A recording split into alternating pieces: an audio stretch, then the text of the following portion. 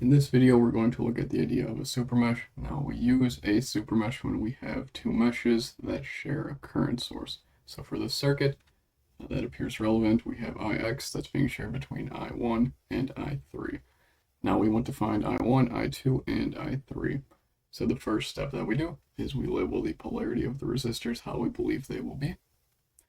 So we can just pick some values based off of estimated guesses. And if we're wrong, we'll be self-corrected.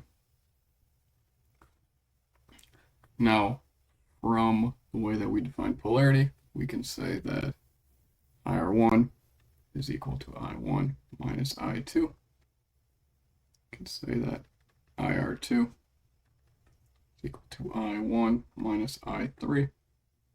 And then IR3 is equal to I2 minus I3. And again, we get this just because for resistor 1, we would have I1 pushing top to bottom, I2 would be pushing bottom to top, but we say the polarity is as shown, which would mean that I1 is winning. So the current going through resistor 1 would just be I1 minus I2, and then it follows true for R2 and R3. Now, the first thing we can do is look at mesh for I2, and if we start at the center node here, we would have I1 minus I2 times R1 minus I2 times R4 minus I2 minus I3 times R3 equal to 0. We can call that the first equation. Now with the second equation, we want to look at resistor 2. Notice we said the current going through resistor 2 was equal to I1 minus I3. Well, that same current is going to be equal to exactly what Ix is. Now we can say Ix is equal to I1 minus I3. And now for our third equation, this will be where the super mesh is. Notice that I1 and I3 both share a current source in each individual mesh. So we are going to take a mesh all the way around it, like this. Now from that mesh, if we start in this corner here,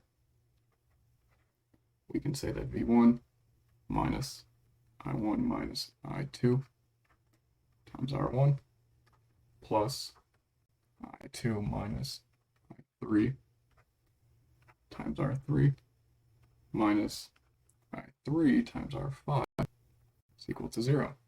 And from all of these equations, the only unknowns that we have are I1, I2, and I3. So we have three unique equations and three unknowns. We know how to solve that. We've solved it several times before. It's always the same process. And that's how you apply the concept of the supermesh. Some might think it's easier to do a supermesh than a supernode, due to with a supernode, you have to group everything that is in parallel with that voltage source. I'm in that boat as well. So next time we're going to look at a circuit that we can analyze both with nodal and then mesh analysis, and I will let you be the judge of which one you feel is easier.